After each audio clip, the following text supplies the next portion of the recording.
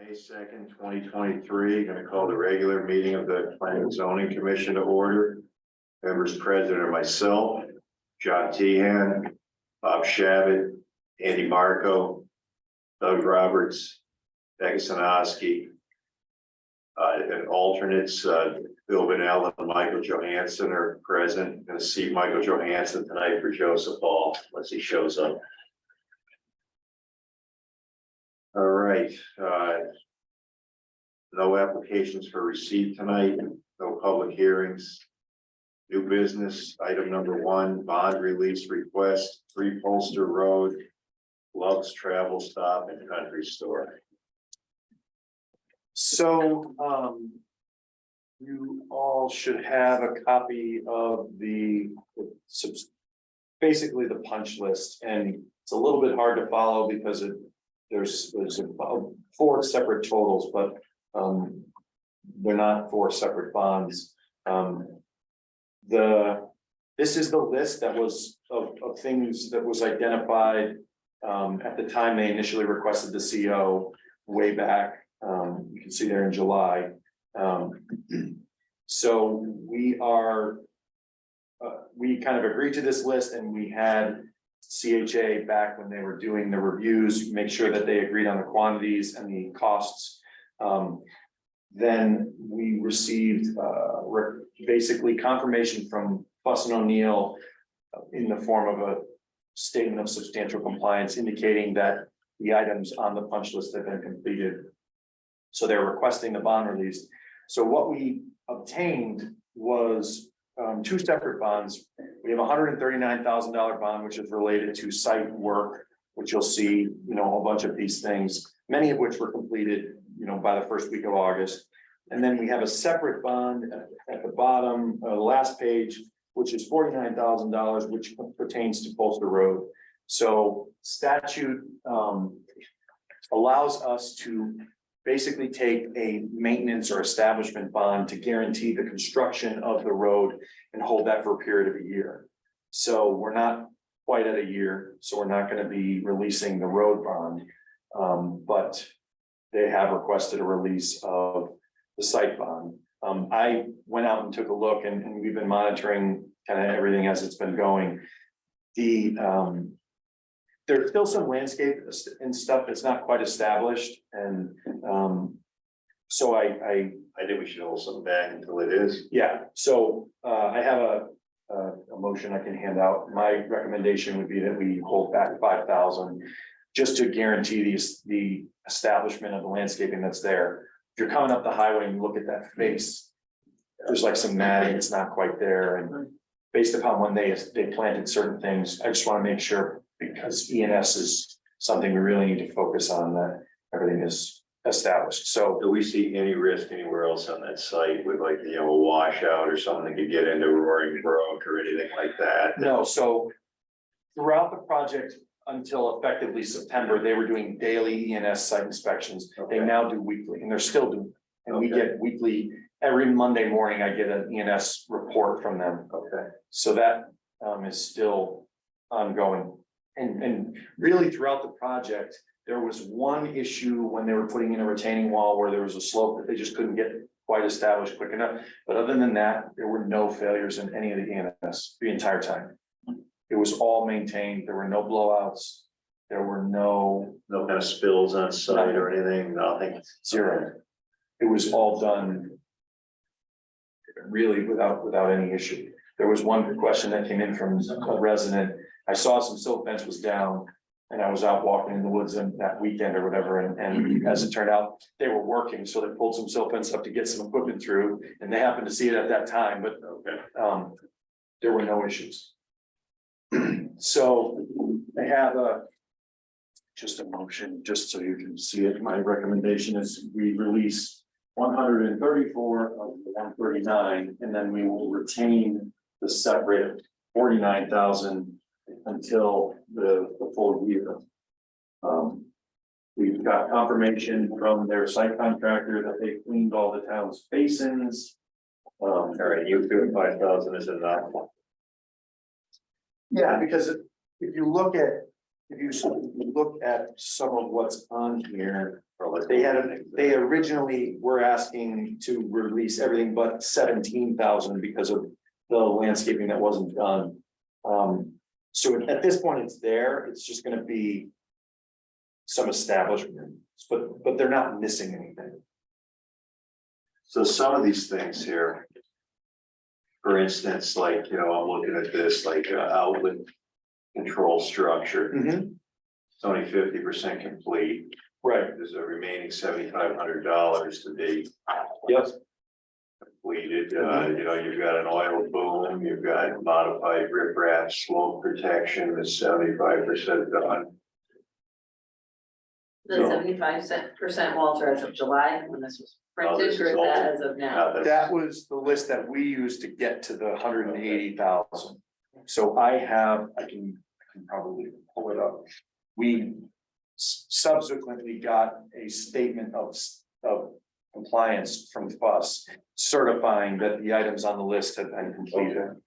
And I just wanted to make sure you feel 5,000 is enough to cover anything that's not done. yeah, because it Here's items that are a little more cost. I understand they want their money back. It appears to me they've done a pretty good job of, I think so. last summer was extremely difficult growing grass or anything, and it's. Yeah, if they didn't have it in May, it wasn't good. yeah, so they've got on the third page is where they list all the stabilization stuff, and the second half is where they list the specific trees and things that needed to be done. So there was seeding, topsoiling, et cetera. So if you want to hold back more, you certainly can. What's the rest of the commission think? With all the wonderful weather in case something goes. I'm a I little think concerned. I agree. I think Especially on the technically, grassy area where they have that mat down. Obviously, that was some kind of a mat with feed or something in it. My feeling is that they should come over and they should hydro seed that now. To get some grass growing on. Let me put it this way, they get the stuff off the list here and get it done. I think we'll be the first people to give them that. Oh, absolutely. It's just, that's all we have, like, to get some of these things done. Right. The weather patterns we are having with the torrential rain, if something isn't established, I mean, the chances of Well, just a and washout. the good thing is they have that matting down now, but they hydro seeded over the top of They that. might, hold It's on. sticking in here, Hold but it there. All right. All right, everybody kind of agree with this? Up it a little. So I just switch out You're John, you're good. Yeah, I agree, up it a little. to, what do you wanna? 5,000, forget about it, money. Well, All right, well, this will hopefully be some incentive to clean up whatever's remaining here, and then just, when they feel it's done, just let us know and we'll clean this up. So do you wanna keep? So do you wanna, I want to keep like $15,000 there. okay, You want 15? Yeah. Sounds good. so, Like I said, once the things are done, let us know. so we're gonna release 124. Okay, So we move to release, through the release of 124,000 pertaining to a bond release request. And then instead of the 5,000 under planning, it would be 15,000. Then you're still holding on to the 49,000 for the road. Right, yep, and that does that part, need a separate motion? no, we're not, it's not even part of it, it's within our agreement. All right, so we're gonna ask to hold back 15 grand. Yep. Well, we're gonna hold back 15 grand and, that'll give some incentive to clean up some of this landscaping stuff and as soon as they feel it's established, we'll take care of it. Yeah, they've got a good amount of time in the spring Okay, to get that, all right. grass up and going. Anybody want to make the motion? I'll do it. Okay, say the other thing. I move to approve the release of $24,000 pertaining to a bond release request for 3 Polster Road, Love's Travel Stop and Country Store. Findings of item 1. 15,000 shall be retained to ensure the establishment of on-site landscaping. I have a second. I'll second. Okay, Doug seconds it. Any discussion? Okay, all in favor? Aye. Aye. I, Right, You didn't give me the complicated one. That's not so complicated. good. Now you like making motions. We'll get a, we don't have a real complicated one tonight. No. All right. No, I can't remember what it was. Okay. All right, so that brings us to item F, unfinished business, review of draft affordable housing plan. All right, we all have homework to read it. Come up with any questions or what's in here. So I do have a question. So if we, And one second, Rebecca, you want to kick anything off with this mic or we just dive right in? I think that, I can't remember who mentioned it last time, but I think that.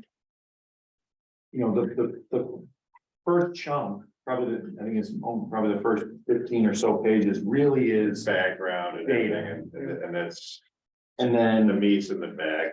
when you get to the Yeah. table, that's where it starts talking about what. You know, goals could be and topics. I think that overall. And I think we kind of all get this. There aren't a lot of things. The bucket of things that can be done pertaining to this is small. We don't have water, we don't have sewer, we're, you know. A transit adjacent community is the term you'll hear now, because we don't have direct access to a lot of transit, obviously, so. No There's matter, not a lot of resources here, in other words, Right. for somebody that's struggling. right, so some of these things are tough because. You know, a lot of these may not necessarily feel the most grounded in reality, but we're pulling from, you know, a list of options that, you know, that there's a reason why rural communities struggle with housing in general. What's very surprising is the amount of low-income households in town, 38%. You know, that according to this data, that surprised me a bit. the school Yeah, just before COVID was put on, the state required it to go on the low income list because of the number of free and reduced lunches. so, you know, that's a little surprising to me. I would have thought somewhere around maybe 25%, but that. So, yeah, that does speak of a need, you know, for places people can afford here in town. One of the things that jumped out at me, I was listening, we were talking about this in another town, and you know, the way that it was originally brought up, it was not meant as a way to explain away some of this, which is concerning, you know, as far as the number of households which are cost burden, because you don't want people spending, no matter the reason, you don't want people spending too much on their house because then they're not able to do the other things. But one of the things that sometimes people do is they make a decision to spend more than they normally would on housing for a specific purpose. It could be for a school district, it could be for geographic location. They may choose to locate there. And as we saw in 2008, that can end very badly. It can, Or you take out like a, you know, adjustable rate mortgages and things like that, and different products that were getting sent to people where they were putting them in more houses than they could afford. And soon as it was not interest only anymore. Yeah. But this Adjustable rates. would be like to try to get into a school Yeah. system that had a special education program, and they had a special needs student, so they'll spend more than they would want to on housing to get into that district. Or they want to be a certain location because of work, so they make a decision, hey, we won't go on vacation because we're gonna. So there are some people that That doesn't choose. fix this problem. No. This is a different issue. No. It's self-inflicted to Right. a certain extent. Right. And it is, you know, it is a high number, not necessarily Yeah. uncommon for Connecticut, but still higher than you want it to be. Well, Connecticut's a high price state. I think we all know that. Particularly for Willington, because when you look at its neighbors, we have much higher units that are considered to be affordable than, you know, Bolton has like a 1%, Holland has a couple, and Willington is 7 and change. So Although Tomlin's gonna start affordable housing behind Big Y, we've already logged it out. Yeah, well, that's not affordable. Oh, it's not Oh, affordable. no, that'll be very much market rate. That's Santini. Oh, is it? Oh, yeah, those are gonna have in garages and Oh. It's just like these UConn apartments, they'll get a premium price. when we had our first meeting with them and I, suggested the idea that some of those units be affordable. Mhm. Yeah, that went over like 11. The looks were probably pricey. I'm like, hundreds of units, to put in even a few. Yeah, that's Not, because they're building things to make money. and they have a model and they build a thing. They've gotten very good at the type of product that they build and Oh, yeah. that's all they They were. were, my parents lived right up from Santini's big expansive thing there. Yeah. Yeah. So there's, I don't know the total number of units, Right, so 300? trying to think of how to have the most productive conversation on this, maybe we ought to like. Each of us ought to say how we think, or, if we have any questions or something.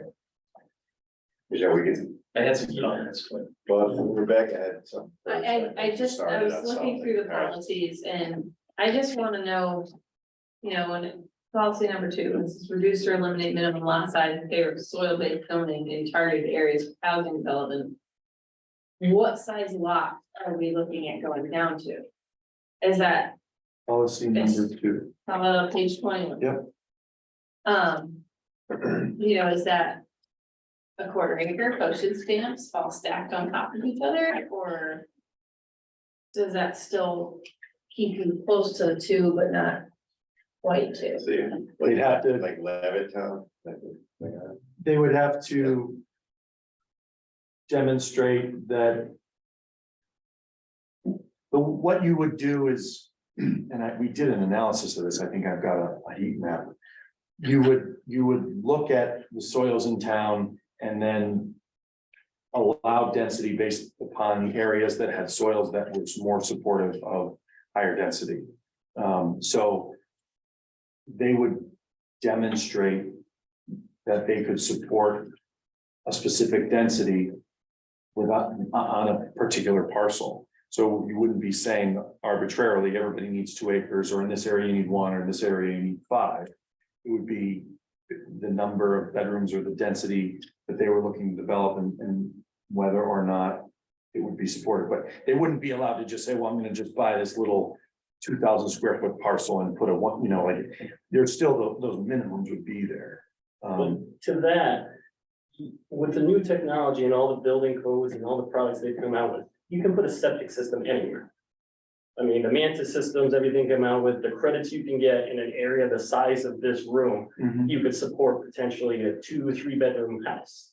So by saying soil-based zoning, I mean, you can put a house anywhere. It just depends on how you want to actually design, how much money you want to put into the septic. So that classification is like, I mean, someone could come in and approach and say, I can put it here, I put it here, I put it here, I put it here. So to me, when I read that, I'm like, well, how are you going to really distinguish one piece of land from another if you can prove you can put a septic there on a small parcel? They do it next to lakes. You can have, there's no minimum house size either. Right. They would have to put a tiny house over there.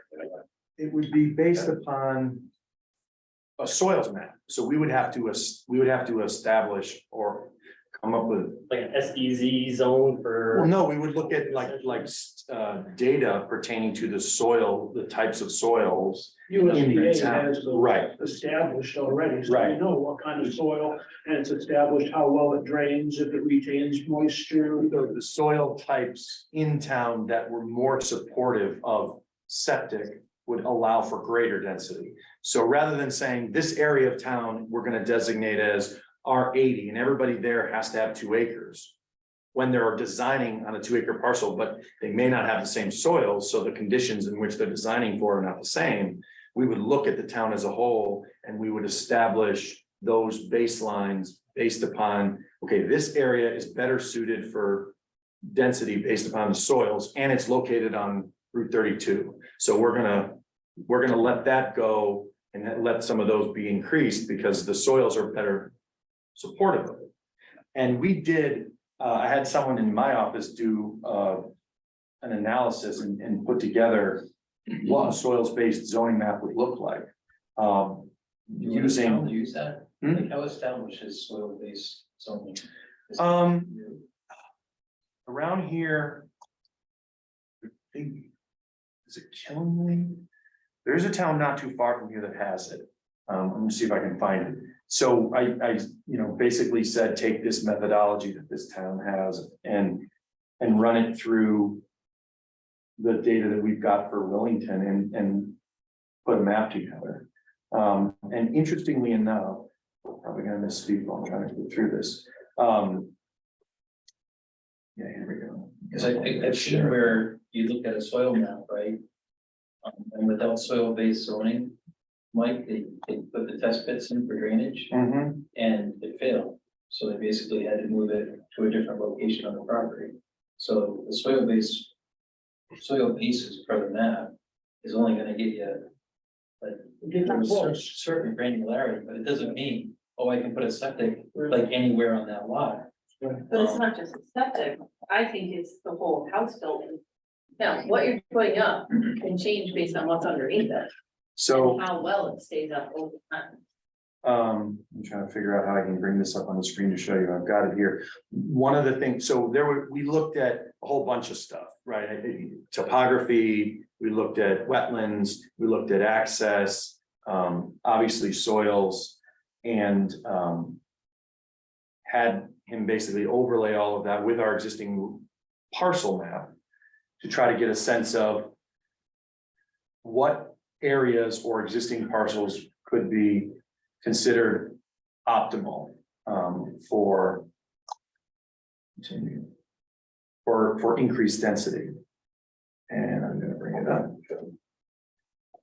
But he basically, one of the things that he found that I thought was really interesting was that some of our existing more densely populated areas were the areas that were seen to be optimal. So you really can't increase it based on. Well, I think it was just interesting to me that areas that, based upon an analysis, make sense are where we have some smaller neighborhoods. Here we go. So I would have to get sort of the complete background on all of the various layers and sort of the analysis of how we drilled down. But what you're seeing here is the areas in red, based upon that analysis, are the ones that are likely most supportive of increased density. So, what I was just talking about is this area here. St. Moritz area. So those are smaller parcels. St. Moritz is already pretty built out. Right, but according to the soils map, this area of town would be supportive of more densely. Well, it is pretty dense there. Exactly. Considering what we, So I just thought that was interesting. In the area from Cusco Road. yeah. Did he cheat? Did he see where the existing parcels? No, he didn't at all. He is not, really familiar from this area, so he's not. Village Hill, part of Schofield, things like that. The housing pretty dense there. Those are mainly 1 acre lots and small they put in back in the sixties.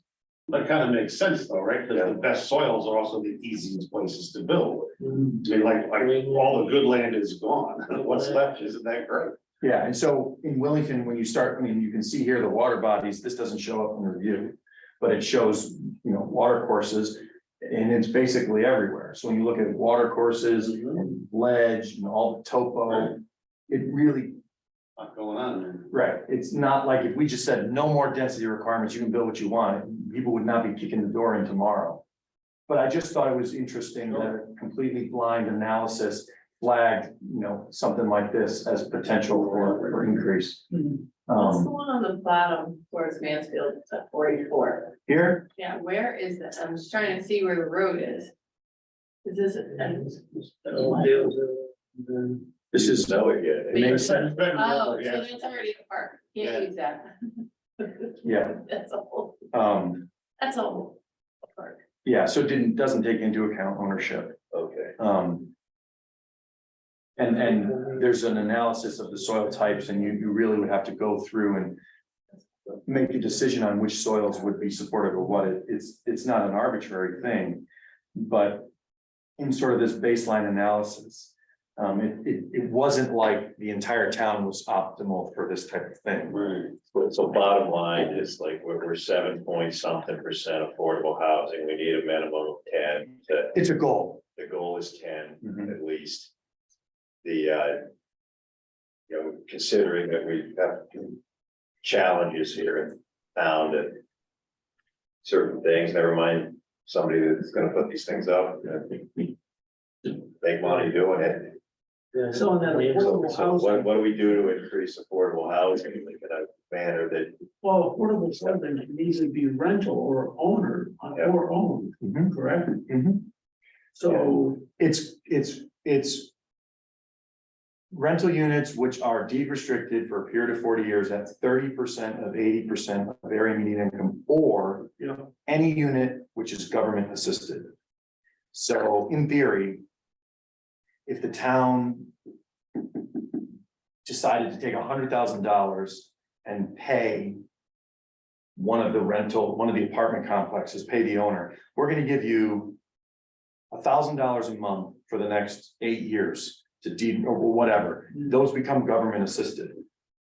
Even if the town paid down $50 of rent, even if the rent was $5,000 a month, because the town is committing funds to reduce the cost of those units, they're government assisted and they qualify. Really? Mhm. Yeah, so, towns are considering that. Mansfield, just is looking at potentially millions of dollars. but what's that cost the taxpayers in the town? Well, in like this case, you get a project where they want to build 300 units and they don't want to build affordable housing, so they pay a fee in lieu of. The town can take that money and either add on to the housing authority, they can buy down restrictions, they can use it to assist units. So it's not money that's generated by the town, it comes in because the developer doesn't want to build the affordable units. And that's, They just have the money to make it happen. So they're necessity. like, open space. exactly, Right, like open. it's just like you take a fee in lieu of, same thing. Okay, got it. And Mansfield has a project that I think I've talked about right in the Four Corners area there. And they are getting, they've received like a $1.2 million check because the developer is building all market rate. But they have a regulation which says that then you have to build at least 10%. And if you don't, you have to pay us the construction. So it's a cost. one-time thing of $1 million. No, it's based upon the number of units they would have to build and the Okay. construction costs for them. Okay, so they do it, they pay their $1 million, it's still not affordable housing. Right, so then the town has to take that $1 million and use it to create. Affordable somewhere. That doesn't go far, $1 million. So that's why they take Okay. they're looking at taking the construction cost, because the idea is if they're paying us X per unit, we should be able to then create Yeah. that 1-for-1. Not quite the case, but so we work with Mansfield and they just changed their regs to now require a minimum of 15%. Because they realized that if they're getting costs for 10 units, they're not getting 10 units worth of cost. So they can't create what the developer isn't building. So now they're requiring 15%. So that's a smart regulation to have on the books, considering what the state is coming after. The town who is saying you need this, so why not Yeah, have some of the developers help fund that? they have substantial pressure because of UConn. And everybody wants to, they'll call it housing for this or for that, but it's all student housing. Yeah. And because they're on septic or not on septic, the densities that you can buy a density bonus in Mansfield. So you can say, I'm not gonna build the affordable units, I'm gonna pay you, but I also want to purchase additional density. So you may only allow me 250, but I want to build 300. So I'm going to buy the extra 50. So that, and I'm oversimplifying. Yeah. But they can get some really, Jennifer was saying today, in some form or another, they have like 1,200 units in the pipeline. That's ridiculous. So what's the downside over time, the additional Of the units? bodies and effluent and. Yeah, so they, their agreement is through UConn, so they connect to the pipe that's there, and it goes to the treatment plant that UConn has, and they have an agreement for a certain amount of gallons per day, and once they reach that, they're at capacity. For some reason, they are under an obligation to allow everybody that has to connect based upon the number of units that they need. So if they have a really great area that they want to use for a restaurant or an office or another use, and they have 5 housing projects that come in and use up all the capacity, they can't say, we're not going to give you all of our capacity because we want to have ability to grow in the future. They have to hand it out at a first come, first served basis. For some, there's some, I don't know, that doesn't seem to be the case elsewhere. So they're sort of hamstrung in that these guys could come in and use up all those units, and they won't have commercial expansion opportunity because there won't be any capacity to pursue. Well, I'm sure the state subsidized or built the sewage treatment plant, so. Right. There's something going on there. Yeah, and it just may be capacity related. They'd have to do an expansion, but they can't say, no, we're not going to give you the 500 units you want because we want to keep some of that. They've got to give out what. Get it out, yeah. Well, It's not a fee in lieu of consideration. It sounds like it's a finite resource, but it might buy you time. Might allow you to operate, within the performance required for a number of years until you're able to come up with the other resource that's gonna more organically grow the capacity. Well, according to this packet, we're losing population here, so this town's not growing, Yeah. it's shrinking. So that's what the demographics say here. What if you use the We've built soil? hardly anything here in the last decade or so either. Very few houses built, very few anything. 1 year, 2 years. So it's, They're not cheap. and not every town is not building anything, so. So if you were to do the soil-based zoning Mhm. and you're gonna put a higher density on land, what happens if you're wrong? Because if you have a 2-acre lot and you're building a house, you have a reserve leach field. It would- You're not gonna have that. They would still have to, public health code would require that they still show a code compliant area and a reserve. So they're still gonna, and they're still gonna have the wells, which have the 75-foot well arc. So all those things would still apply. Okay, It's just that in theory, with the 2-acre minimum, that's just sort of an arbitrary 2 acres. Everybody has to have 2 acres, and there are, just looking, there's Doesn't mean it's all buildable though, it's true, but like, there's a Look at the land a here. property Lots of it isn't. right around the It's corner. under people's yards, there's wetland, there's. The water courses he just showed, they're everywhere in the town. The piece behind me, there's exactly, they had it surveyed. I have Nelson Brook There's passes right through my property, you're not gonna build up next to Little this piece brook, they you know. Yeah, and those things would still be considerations. It wouldn't be a free for all. But, There's only a certain. you're dealing with a 26-acre parcel that's for sale. It's a lot of ledge, a lot of wetlands. And they are trying to figure out if they can get a house on it. If you look at the wells in the area, they're getting 5 gallons a minute. Not a lot. It's a 26-acre parcel. He only needs 2. He might not be able to do anything with 26 acres. So, you look at 26 acres and you think, well, 26 acres, if I could do maybe maybe I could get 5 lots, maybe get this or that. But in all reality, when you start pulling all these things around and you look at actually what he can get in the ground, his neighbor's wells are 300-400 feet deep, getting 6 gallons a minute. Well, you wonder why it's still developed. So all those factors would still come into play. You're just not saying you've got to have 2 acres because we said so. It's really a design. So they would look at the parcel, figure out what the soil type was, and then from there, do an analysis of what they wanted to build and go look at density from that rather than just saying everybody has to have 2 acres. There's a lot more engineering that has to go into it. Yes, there is an upfront difference in the engineering because they are going to be having to do an analysis of what's there. And that's on the developer, of course. Yeah. Yeah, they cost money. That's right, it starts to erode the definition of affordable. Yeah, As soon as you exactly. start doing it. complex engineered septic systems and 400 or 500 foot wells. Well, yeah, I mean, hopefully you don't have that, No, but if we can get them increased densities, then their costs are reduced. They can build smaller houses because they're not building so much road and, Right. you know. Don't the places that make the most sense for some of this, like the village district, things like that, like those areas. For some of this. You could do some of that there. It's like, You could, I mean, there's some, but like we had that guy we did that zone change for on River Road right near the Mansfield line. Gal. yeah, it didn't work out. He wanted to build housing for graduate students. Yeah. They seemed to like, they were all enthusiastic about it. They were gonna make this happen. How did that work?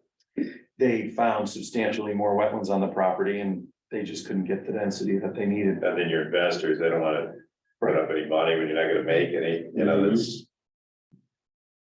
Yeah, it's a challenge. None of these are really perfect fits. And you could adopt all of it and might not do anything, and you could pick one or two, and it might be the two that unlock some real potential. Some of the ones I like the thought of more senior housing. I think that's a plus.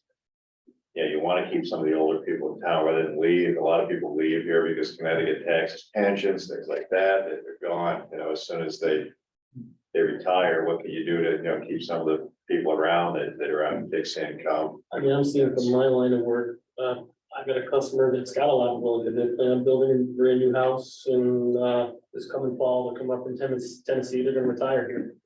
Last year, we finished a house for my site guy who came over from Mansfield.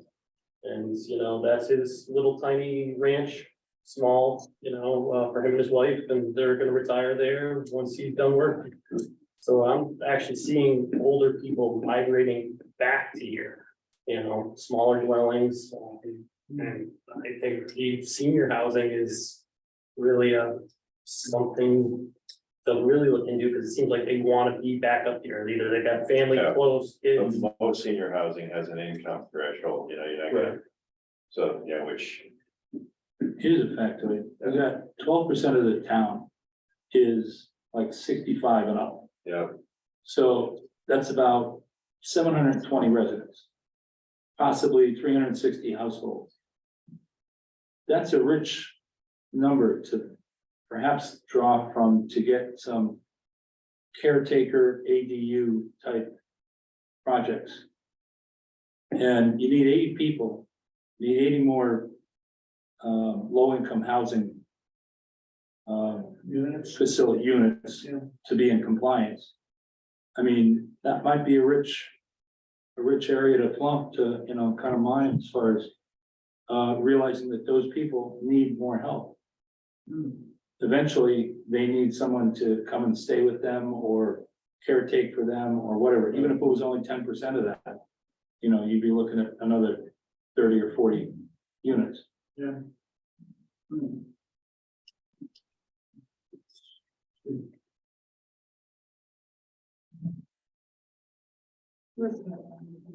policy 6, implement 8.2 inclusionary zoning on developments over a certain size. I don't understand now. But that means that you could be building a development, you set aside so many of them for low income housing, which doesn't make a lot of sense to me. That's what we talked about in Mansfield, you know, make them build 10% or allow them to buy their way out of it. Most choose to buy their way out. Yes. Because they don't want to deed restrict for 40 years, they don't want to lose the income, they're probably gonna lose 300 to 400 Or I'm dollars. paying 400 grand for a house, hey, put me right next to the low income one when I spend my 400 grand, you know, and don't tell me people don't think that way, because they do. Yeah. And the developer knows this. And, you know, maybe it's an unfair thing to say, that's how people think, you're not gonna go spend like, you know, big bucks on a nice house and like right next door to you is the low income. You know, it was I've interesting. never seen it with it, yeah, I don't think you'd ever see it with purchase. Yeah. It's It usually was with interesting, I was rental. talking to a guy, today in Vernon. And he's planning on developing, the property that I sold, that my folks had. And, he was just throwing some numbers around, they're talking about 20 units, Mhm. condos. And so when everything is said and done, the units are built, their profit is like 10 grand per unit. That's it. And, yeah, and their quote unquote cost, they figure the selling price would be high twos to mid This threes. isn't considered affordable housing. No, it's not affordable housing, but I'm just, we're talking about, why they don't want to build affordable housing. And with the amount of the cost of lumber, I mean, my son-in-law and I flipped a house in, Massachusetts. When we started, 2x4s were $2.50 a piece. That's When we $7. finished, they were almost $10 a piece. Yeah, So, you get into something and it goes sideways pretty quick. that was 2021 when everything went up. It's crazy. Came back down, but yeah, that was a bad bubble. Oh, yeah. Now, I did some research on Button Hill, and those units came in about $250,000. And that was what, 10 years ago? Yeah. And that was without the cost of the land. Yeah. And that's not a big space. It's like 700 feet or something like What that. are there 20-something units in there? 24 units, yeah. Yeah. Yeah, almost 300,000 if you consider the cost of the land. That's what when I 250 to 300. was doing some background on this. They were saying that's why most of the time they build at least 12 units at a time because what it costs to get into it for 1 or 2 units is the same to get into it for 12 units. So that was 12 units is like a threshold. Sure, mobilization. Yeah, right? so they try to be more than that. Yeah. Here's an interesting policy for cottage clusters. Pocket neighborhoods, so some new terms for things to make them seem attractive. Is this just like small houses stuck together, like in a small neighborhood? Is that basically what it means? Yes, Okay, that makes some sense, I guess, like, Without sitting there, like, how do you? yeah, so what's that? you'd have to have a communal well or something that would service. Yeah. So what, It would have to be 1 bedroom, you can build. so what are the opportunities for something like that here in town? And then in Ashford, Yeah. Southworth Drive or something.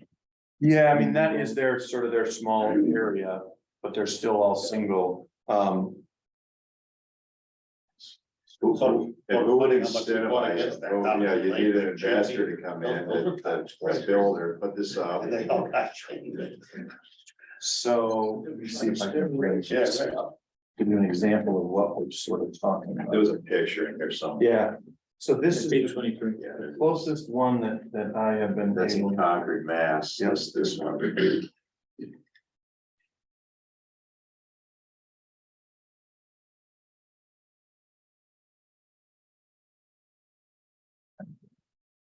So this is, I guess I should share for John.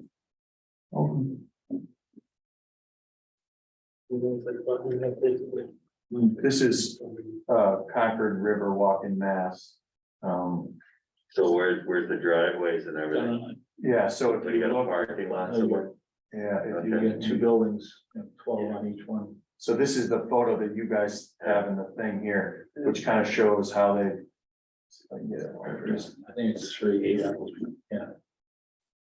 So this, you come in here and they've got a sort of a parking area. Okay. And then this is the shot that I showed you. This is their interior, sort of a courtyard space.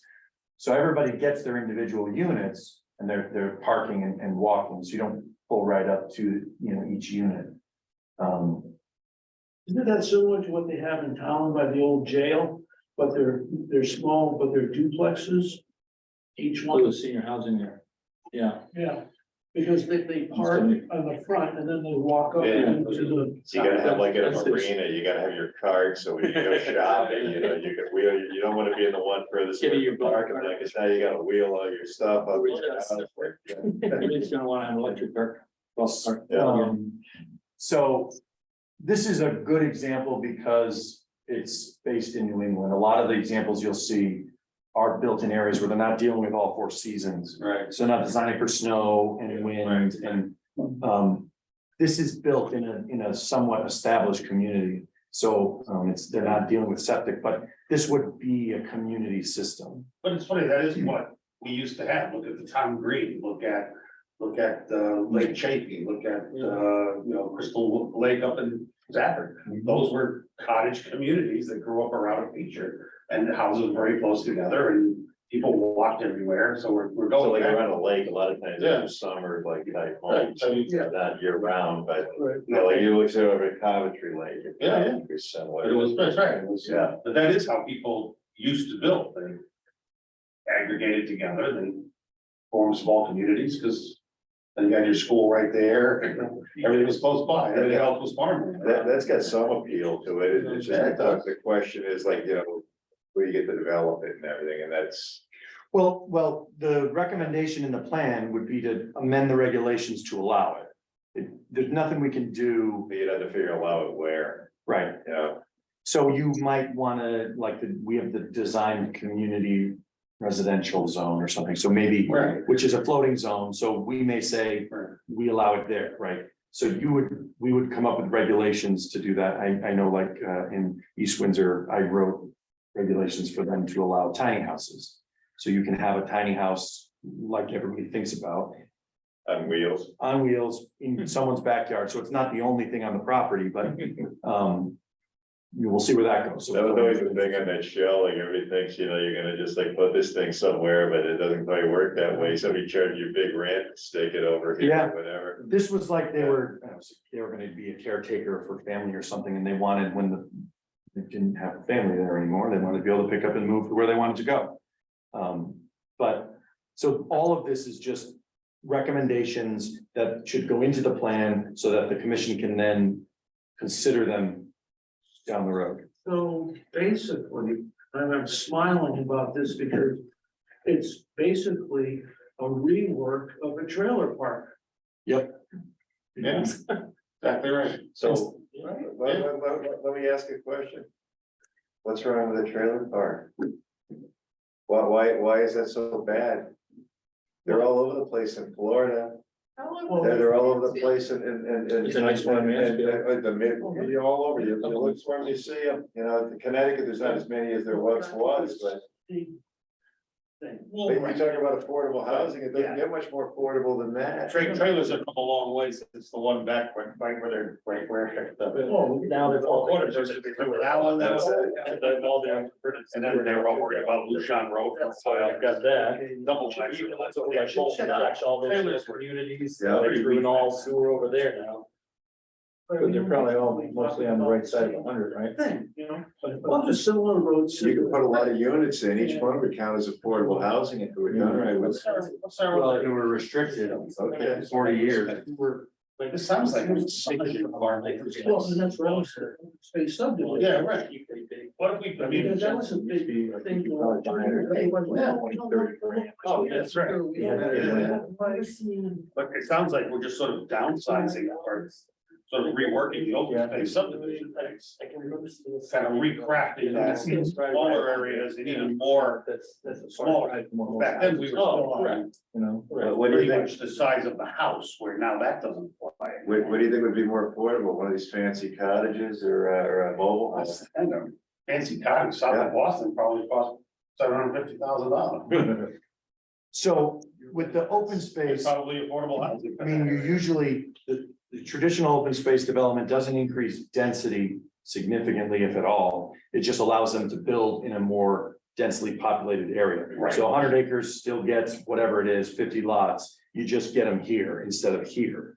Right. So that doesn't help them if their construction costs per unit are still significant. So what you want to do is allow for some type of increased density. Right, So but that see, the there's math some makes sense. parallels there. Basically, you just change that density, but you're still using some of the same design concept, the idea of the appeal of Yes, the open space. The design. You can have them all together, you don't have to build an extensive road network, you're not disturbing the same idea, you're just doing it on a smaller parcel. and not requiring that they give you 40% of the property. Exactly as open right, space. exactly So we right. just pull that out, take Right. the design elements and kind of pump it up, or, yeah, I mean, same idea from a feel. Yeah, right, it seemed Yes. Okay. Starting to get together in my head. And I feel this is one of those stories where when we get accused of, why aren't we inviting, ice cream shops and nice little stores and stuff in the town? Why are we asking for mega warehouses? We're not asking for anything. We're not, I think it's challenging, and of course it's a challenge, but it's to craft zoning regulations that encourage people to build where it's difficult to build. And as we've spent many times, people come in and say, we're gonna put in 40 units, and then we can only put in 4. We can't afford to do it anymore, no matter how you part it out. There's still not enough water, not enough. And to your point about sewage systems, yeah, they're doable, but they're expensive. And all of a sudden that pushes it out of the affordable. And I find that to be, it's hard for me to understand exactly, other than these specific concepts, which I do understand. It's hard for me to grasp how planning and zoning commission through regulation can encourage the kind of building that we in the town people seem to want, and development, not building, just development in general. Well, isn't it that all that we're doing is laying out a plan so that. Somebody's still gonna wanna do it. Yeah, so you still have to find somebody to do it, but our responsibility is to look at it from all different sides, lay it out, and then you wait. What do our regulations currently say about like trailer parks and things like that? you couldn't have a trailer park. State statute, federal law actually says that you must treat a single mobile manufactured home as you would a single family dwelling. So if somebody wanted to buy one parcel and put a mobile manufactured home, which is built to a HUD standard, they could, and you towns can't. Okay, but what do we say about putting them in a development, like a park? Yeah, you could not do that. Why? It's prohibited. Okay, In our regs. okay, in our regs, but we could if we wanted to. Yes, you absolutely could. It's because it would be considered. Yeah, that's it. When you have multiple, it's a use of property. In the regs. I look at it as these things put tools into a toolbox, which then you, and as far as affordable goes. If you allow smaller houses to be built on smaller lots, you're still decreasing the cost of housing. So even if you're not creating affordable housing, you are creating the potential for residents to not be cost burdened. So there's, and CHFA mortgages are also considered affordable housing. That says something that would be, promote USDA, that would be Yes. staff, no supporting NA, so. USDA mortgages as well, right? Yes, USDA and CHFA, so. So I'm creating diverse Yeah. housing types, even if it's a couple that's moving in, maybe they want to buy that smaller house, they get a CHFA, Now, USDA. I remember about CHFA, you had to live in it 7 years, things like that. There were regulations that went along with that stuff years ago. Yes.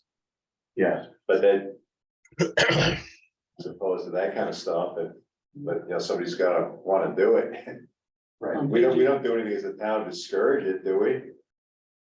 No, it's just, Okay. yeah, we don't There's even. nothing in our regulations to discourage Some of it. the houses are just Well, too big. you discourage it by having a minimum square footage, which Okay. is erased now, Mhm. so. So an 800 square foot ranch on Schofield that was built in 1961 couldn't qualify for HFA mortgage? And maybe, yeah. Yeah. Probably, Yeah, I think that it's more about the buyer.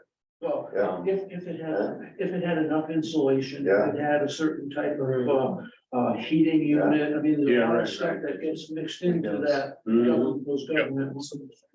Walter, I was able to buy my house with a USDA loan, Yeah, exactly. That's, 7-room ranch. you opposed to this stuff. I think it's a good idea. No, right, yeah, I think, Yeah. right. And I see policies 4 and 5 kind of jump out at me as the most, I sort of think that we have the most. Four interests me. I know you're not a big fan of the ADUs, but I'm not a fan of. I like Bill's idea of those, Seniors, well, thinking of me, and then I'm a senior. Yeah, most of us are. I'm getting there. On It page eight, wouldn't be so bad being able to have a place where my nieces and nephews could stay for an They extended are, time. they won't be long. On page 18, talks about having like a resource on a town website. I think basically directed towards, individuals wanting to move to the town. What about that concept was could somehow be addressed to people that were on the next level up, like developers? Is there any way to make this interest of the town known to them? Yeah, I mean, I think if we had a really focused. We had a really focused goal of a specific project type or location or this or that and sort of a concise vision, we could certainly make, that easy to find on the website, and we could do something to really show that there's some of the commission was trying to encourage. We could put anything online or make any kind of information available to make it clear that we're trying to encourage a certain type of housing stock or a certain type of development style. Yeah, we could do something like that. have you seen like in recent with the law change with no longer having a minimum house size, any uptick in any of the other towns you've been working in on smaller homes? Problem I think is it's still the construction costs are crazy, but I was thinking in the last, I don't know, 3 months, people, every single person that I've talked to about building a new house here or buying a lot, they've all in some way, shape or form asked about constructing, even Ashford included, a small house. Are you gonna require I build something that's a certain size? Is it okay if I build an 800 square foot ranch? All of them have included some component of, I wanna build something small. And I just pulled up, we did a permit on Ashley Lane not long ago, beginning of the year. Single family home, 3,000 square feet, construction cost for the builder. Which frequently they fib on, but they go low, they don't go high, because they gotta pay on it, was $715,000. So to construct a 3,000 square foot house, whatever it's gonna It's a lot of sell, money for a 3,000 square foot house. yeah. Willington. And I see them go regularly in other towns too, larger, 2,000, 2,500 for 500,000, 600,000, that's the builder's construction cost. Okay, putting 10-foot ceilings and vaulted ceilings. Well, yeah, there's a lot of it is the finishes, but That's a lot of dead space. yeah, You could go buy a pre-existing house though, a pretty nice one for 700 grand in a lot of towns. a lot, 700 grand You gets get you a a lot. lot of house, more than that. Right, because they're on a two acres. I mean, a lot of Ashley and Angela, those are just a little 2 acre flat lot. It's not. So, but I don't think I've seen anything above 2,000 square feet come in for less than, $500,000-600,000. 2,000 square foot house for 600 grand. Because their septic costs, their site work, all those are still the same. Right. And then and then if they add in some of those increased. Well, look at like what the mortgage Square rates footage. are, they're So when the developer's looking at this $2,100 per month, like, what does that include? What is the $2,100 include? What, Like, when they're looking for affordable housing, that's $2,100 per month for housing costs. Like, That's not gonna have everything included, nobody's gonna pay your heating oil, but. I don't know, I mean, Maybe if it's. where are we? Yeah. Which one? the middle of the page, on page 7, does that include your taxes, insurance? You do the landlord, you pay that, next thing you know, the windows in the house are open, you're watching. And when somebody's gotta pay it, they're a lot more careful. Yeah, so 2,800 is the renters all-in cost. So that would be, yeah. Utilities. Utilities and taxes. If they're, the way that it's shown in, and the other sort of issue which makes the developer not interested in this a lot of times is that they have to annually do an income verification for each unit. So you get someone in there for 5 years, and then they get a raise at work, and they start making $2,000 more, and they move above that threshold, now they have to leave. And so what happens is you get this thing where once people get in, they don't wanna there is no sort of incentive to move out, because if you make more money, you're saving a significant amount on rental, and you make a little bit more in wages, but you now have to pay a lot more in housing costs. And so you tend to not see a lot of turnover, so you don't see people sort of moving through this as a transitional type of housing, which is a lot of times what it should be. It's electricity right now, $200 to $300 a month, Yeah, right. cable television. Well, I think it's probably water and electric. I don't know that it's cable, because that's a little subjective. All that stuff's there, you know, $2,100 a month. Yeah, does the Right, state, Mike, is that including, $100, yeah. Mike, when you say utilities, are you including heat with that as well? Yeah, so I think it's the basic, so I think it would be water, I think it's water and heat and electricity, you know, sort of basics, the internet and all that other stuff is not. You do it. Yeah, it's- so does the state, does the state tie it to certain Deal with it. indices and I what think those there's a cost? condo that To certain one, things around. Is the state tying these numbers to certain indices, what they cost, like electricity, that's been done with? So We have some of the highest electricity in the nation. So is this? they, does that get factored in? it is it's, the numbers are established on a county basis annually, but at the federal level. So they are adjusted annually. So every year, HUD will come out with what Holland County AMI is, and that's how you get your numbers. What goes into that, how they do that, I'm not sure. So that would take into account local energy costs. Yeah, because they would in theory adjust it, so as energy costs go up, then the. So the this numbers should this be just there. takes out more that's allowed for the actual structure. If you take out taxes and heat and electricity, You're not looking at a very you know, much for the building, there's not much left of it. you got a 200 square foot tiny house. Yeah, right, yeah.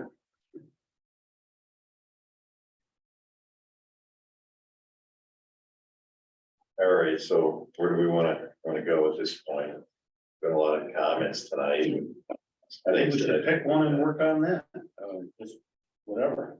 Yeah, I agree. Why don't we try to get some things off the table, Sure. on the table, or If we're gonna look at clusters though, I think when we did the open space, we actually picked a piece of, an imaginary piece of property. We could kind of do that same, I found that helpful.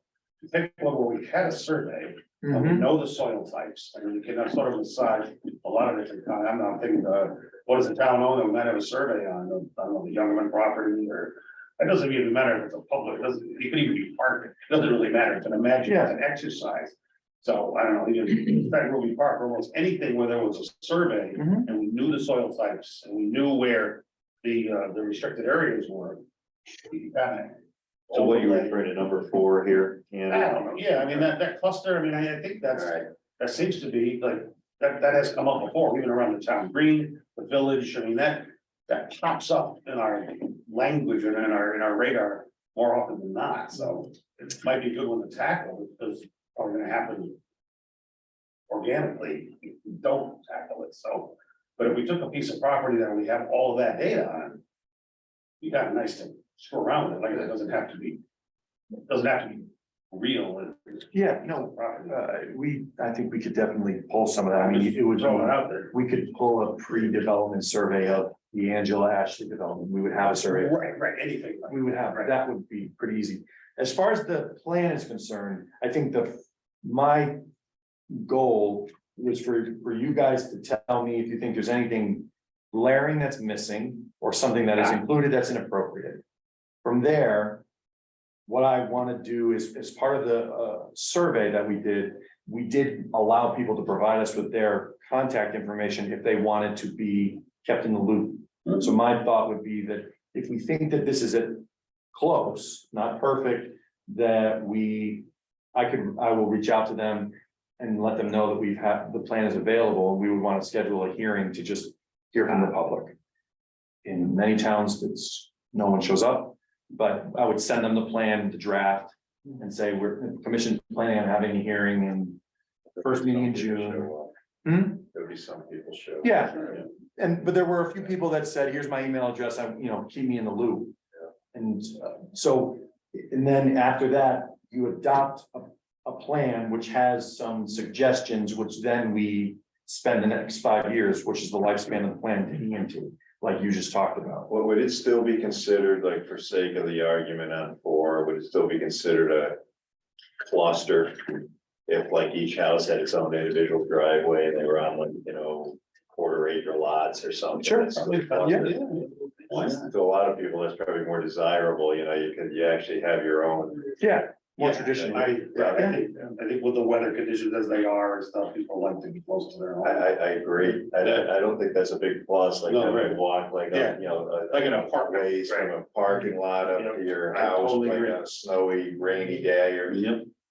Not even a. Or if you're, have accessibility issues. Sure, right, that's right. You got accessibility issues. Sidewalks or something, so you. Conveyor belt. and- So you don't have to. We're in the 20 People century.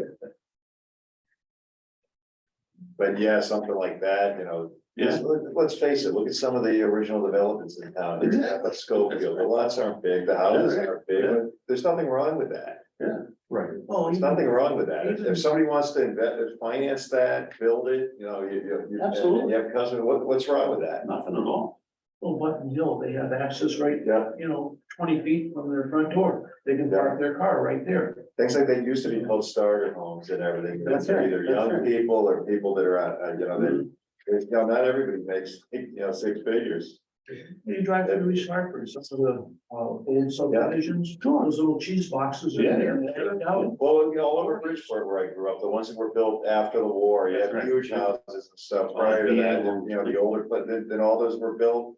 Little caves, little shoebox caves everywhere, like, you know, row after row of small lots, you see that in every city in the, Oh, yeah. on the East Coast, and, you know. 1,000 square foot Why cage with isn't it a rule. Yeah, they're Lebanon, it's like the model, but, you know, when they have. Long Island, little houses. One of the things that you'll see a lot, and you'll hear people talk about, even with all the legislation currently being proposed, is this idea of the missing middle. And what that really is speaking to is this middle density, not big, huge developments and not duplexes. Right. But, you know, if somebody wanted to come in right now and take a 5-acre piece of property on River Road and put up 4 single-family attached townhouses, they could not do it, regs don't allow it.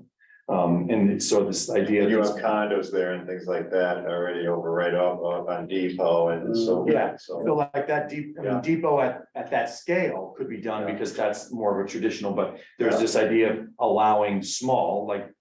Less than 6 or less than 8 units to be done without this big sort of approval process, 3 units, 4 units, whatever. And that's sort of that missing middle, they're calling it, because you don't need 50 acres and all kinds of engineering and site work and a huge robust development team. Depot, because that's a significant development, you just need a single structure, it's 3 units, it's 4 units. So there's another push for sort of. Isn't that kind of what those guys were trying to build with the apartments and? Yeah. Where, The one that they were in here, that was. yes, Yeah. so they wanted single family attached townhouses that they could rent to visiting Yeah. professors, and Yeah. same idea. You have 4,000, you have 1,000 foot. Right, So we were gonna allow it there. yes, You just have more toilets. So I can't tell them we don't allow it, we're gonna allow it there. yes. Yeah. They did the zone change and they just can't get them. And yeah, I think we could be receptive to that. Absolutely. That bit. Yeah, visually, it wouldn't look any different than a single house, probably, than just like a big house with All school. 4 families. Right. All right, so what do we wanna like You know. pick as something to talk about maybe at our next meeting here, so we can move the ball forward? Or is there anything that you want me to gather more information on? I don't know, I was joking about trailer parks. Just jump right in, edit as we go. It's an option. This, and this is just setting the sort of the bucket of things you want to consider. It's not a commitment to do anything. That's right. You're revisiting things that were It used to be done, yeah, over the Well, last right. 60 That's right. years. yeah. Trailers or that style housing, people, it became. They're a lot more attractive now than they used Oh, to. they, yeah. People didn't want to live that close to one another anymore. They wanted to, they wanted their own little, Change on the they bit. came from a farm, they wanted the feeling of that, so the 2 acre zoning was kind of a thing. And when everything's good and there's land is at a premium and building costs are low and everybody's making money, it's But you not. look at pre-zoning here in Willington, you know, you had, you know, like Schofield, St. Moritz, that went in prior to zoning, that was early sixties, then you have a little bit of everything on like a road like Navarville, Yeah, right. you know, so it's not like, you know, some of these things weren't. No, right, they're not brand new, they're It's- not brand. So I'm wondering, if we're looking at, clusters. Well, we got about Fisher Hill. Developments like that, They Mike. put up in that area. I'm thinking about South Willington, on the back street there, next to behind the red barn, or on the side of the red barn. There's the Depot? Oh, Red Barn. red barn in South Willington, on the other side, it's between, the village and Village Springs, the water. Red Barn. Yeah, it's up by the lake where they go. Oh, yeah, okay. I know. Mill Street or whatever it is? Yeah. Yeah, so there's that big wide open space there. Mhm. Would that be a good area to look at a cluster type thing and see how it would fit into what we already have in Willington? I I don't think it know. might be too close to Village Springs. Our favorite, Yeah, we'd have where to you look. are, where I don't, maybe I got lost, I'm sorry.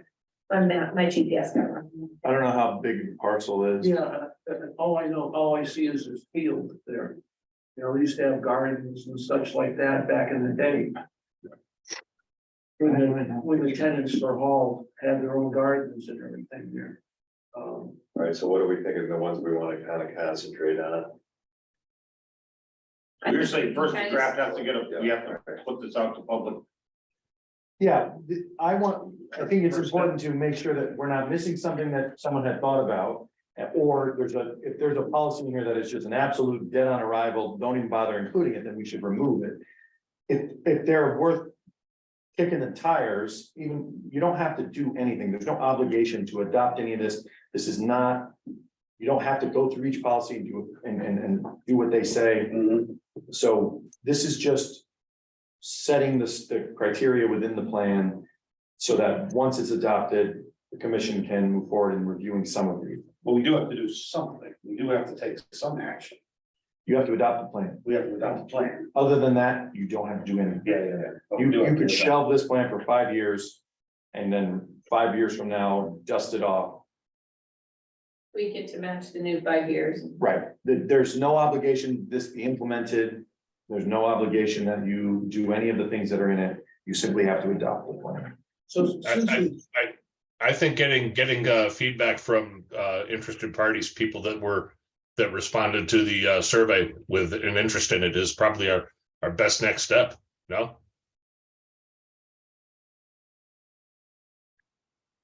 So what Walter was saying the other night, and you know, it was mentioned tonight about the ADUs. Is there something we can put in there? And I know there's interest in town. Well, we have one gentleman in particular. Right, but could we get some wording in there? So it's not a situation that Walter saw where, yeah, you can have an ADU, but the owner of the property needs to live in one of the structures. Yes, so because we opted out our language, which has that remains, we could modify it to allow for better flexibility in how they build it. Like right now, it can't have a separate outside entrance.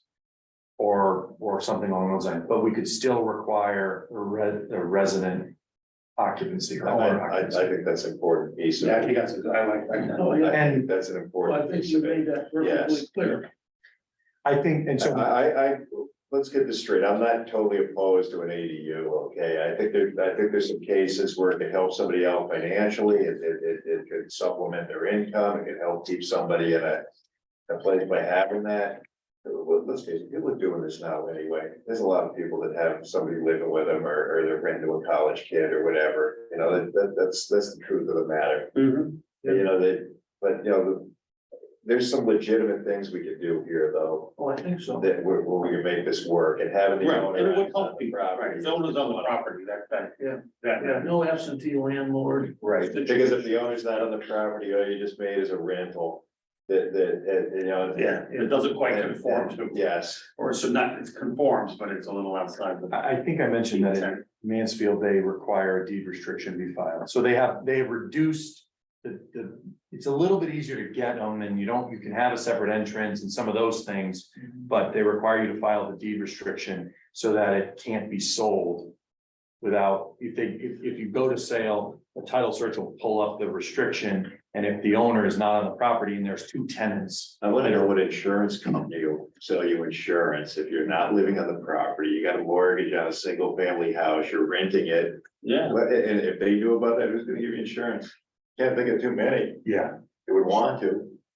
So That's some risky stuff right there. Yeah, I would imagine most don't know, but I wanted to be sure before we opted out that something like the deed restriction, because we had talked about it previously, was okay, and I ran it by Ken and Rich, and they thought it was fine, that it was something that could be enforced and would perhaps be easier to self-police because it was something that would show up on the land records. So it would not allow the property to be transferred with tenants and if there was a refinance or something along those lines, it would come up. So we could do something like So in that. order for the ADU to count as low income housing or affordable housing, it has to be deed restricted. Yes. Yes, So somebody can't like build this thing and charge a premium to, right. that de-incentivizes it for a lot of people. Well, Yeah. But to follow the That's the EDU price you guideline, pay. a smaller household. Would it be I mean, advantageous to as add what we a heard, table like you have on page 7 for one bedroom, warehouse. single person? Yeah. A single person income. would be- Exposing ourselves to. the- Yeah. all this I agree. Oh, yeah, we could have that.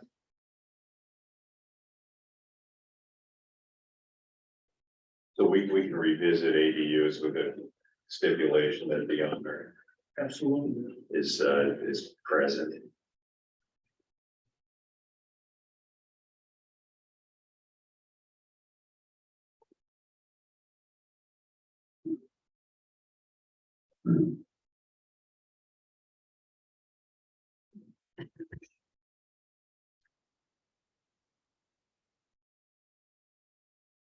The planning part.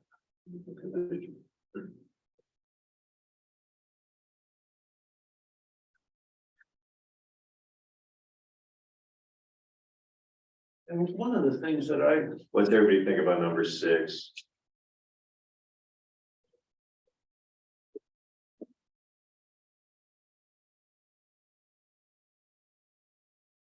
I didn't really understand it. That you build the development, you've set aside a certain amount of them, there's deed restricted affordable housing, if not, or they can buy out of it. I think No. that's another Oh, tool. that's what we were just talking. It's a tool, I don't see that taking off, but You need pretty strong demand for high go with density. our, yeah. That's what I was thinking, you have to have the inventories. But, You can't even build. something that you can Well, also yeah, use it but it for was is saved. renovation and maintenance of existing units. So let's say you got money from, Yeah. and they bought their way out of it. And you got $300,000, you could use that to add on to Button Hill. You could use that to perform ADA upgrades to the existing units, or you can use it for the maintenance and continued operation of existing affordable housing units. So if the town wanted to do something there, or let's say we thought there was enough demand, we wanted to put it all into a fund, and over time. Leave it on there, let's see what the public thinks, so we have. a Yeah. discussion. Yeah, I agree. Yeah, But a lot of towns take some of that and they'll hand it off to a housing authority to go to. I just don't truly envision like a subdivision or something going in with, and like, 8 of the units or deed restricted affordable housing where they don't buy it out, I just don't see it. Yeah, you almost never see it with single family detached. It just doesn't really work. There is a development in Newington that is a small, very clustered, and the way that it's restricted is you basically can only sell the property for a percentage above what you purchased it for. And the challenge with that is that everybody tries to defer the maintenance as long as possible. I'm not gonna put $10,000 into a roof, because I can only sell the house for 8,000 more than I bought it for. Right. So these big ticket items just get kind of kicked. Sure. So it's, yeah, it wasn't well executed the way that was built. The development itself is, it's got small little roads and, It's probably well Sure. done. Unintended consequences. yeah. How did Vernon build out those clusters of small houses off of Tunnel Road? This is probably 20 years ago. I don't know. I have And to look. they're like 1,000 square foot houses. Yeah. I have They to built look. them in a big U shape. It's on Tunnel Road before you go over the highway, like if you're on Route 30, Mhm. yeah, it's on the right. There's a market for 1,000 square foot. I think houses. probably- Like all over Manchester, you have houses like that, all over any city in the Northeast. So, Anywhere near the mills, all the houses Yeah. are small. man. But any of those houses that were built like in the 50s, 60s, 70s, a lot of them, they're small houses like that.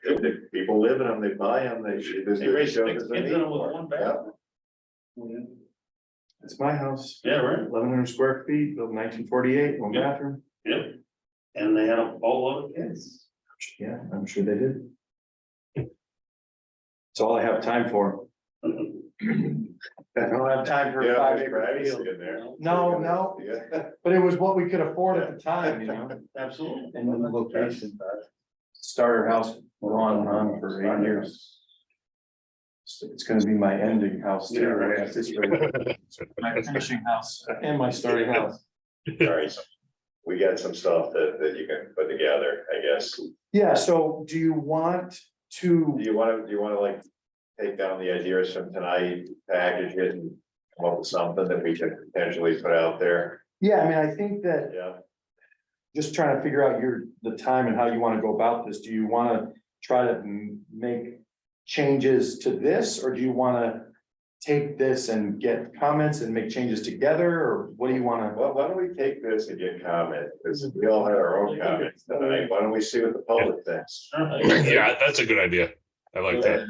That way it'll give a little color to the discussion. Yeah, no transparency, all that, all those buzzwords. So looking at. So our next meeting is on the 16th, and then from there. It would go to June 6th. So do you want to target a public hearing on the 6th? Of June, Yeah. Because I might be able to get it in the paper for that, but that will give me time. I'll schedule it in the newspaper. I'll run it a couple of times, and then this is already on the website, but I will contact all the folks that were interested from the survey, and that'll give them time to actually review. And I'll set it up so if they want to email me comments, or they can, I'll tell them to take comments wherever they want. June 6th, that seems doable. It's a month. We've been talking about this for over a year, so that's. Probably gonna happen, Yeah. whether we like it or not. Some of these, well, we gotta do something, so, Yeah. the question is, what are we gonna do? So, Force it's, stuff to think about stuff, instead of just react, I like it. and like Mike said, it's a plan, we gotta come up with a plan. Just to go, we should have some input from the public on our plan and see what they think.